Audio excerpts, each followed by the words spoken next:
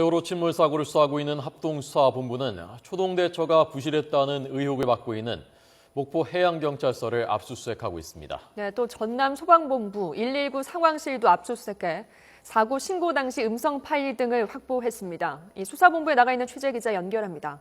조영건 기자, 수사 상황 전해주시죠. 네, 합동수사본부가 목포 해경 상황실에 대한 압수수색을 벌이고 있습니다. 압수수색은 오전 10시 반쯤 시작돼서 지금 이 시각까지 계속되고 있습니다. 사고 직후 신고를 받고 제대로 조치를 취했는지 여부가 압수수색의 초점입니다. 검경 합동수사본부는 목포 해양경찰서 상황실에서 사고를 접수하고 구조 활동을 지시한 음성 파일과 상황 보고서 등을 확보하고 있습니다. 합수부는 확보한 압수물을 분석한 뒤 지난 16일 사고 당시 상황실 근무자를 불러 조사할 예정입니다. 목포 해경 상황실은 세월호에 탄 단원고 학생으로부터 신고를 받고도 위도와 경도를 물어보며 시간을 허비했다는 의혹을 받고 있습니다.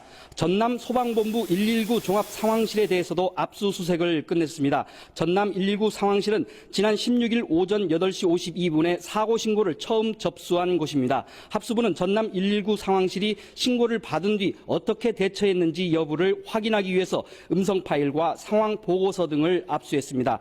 이와 함께 사고가 난 세월호의 안전설비 점검 업체와 관계자들에 대해서도 역시 압수수색이 이루어지고 있습니다.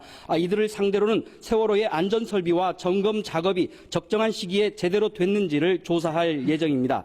사고 당시 세월호 선원과 통화한 청해진 해운 관계자 10여 명에 대해서도 조사가 이루어지고 있습니다.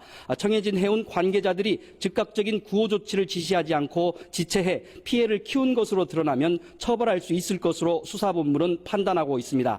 합동수사본부는 앞서 역시 부실 관제 의혹을 받고 있는 진도와 제주해상교통관제센터를 압수수색했습니다. 이들 관제센터 두 곳에서 교신 내용과 항적 자료 그리고 사고 당시 상황실 근무 장면이 담긴 CCTV 영상을 확보해 초동 대처 상황을 분석하고 있습니다. 합수부는 세월호 사고 원인 조사와 함께 중앙해양안전심판관 등으로 구성된 전문 자문위원회를 구성하고 조사의 전문성을 높여서 철저한 수사를 진행한다는 계획입니다.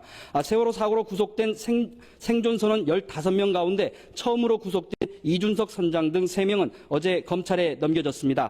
검찰은 합동수사본부의 송치 자료를 토대로 이준석 선장 등을 상대로 사고 당시 조타 상황과 승객 구호 조치, 탈출 시기를 비롯해 이미 진술한 내용이 맞는지 선원들끼리 말맞추기는 없었는지를 집중 조사하고 있습니다. 지금까지 서해지방해양경찰청에서 YTN 조영원입니다.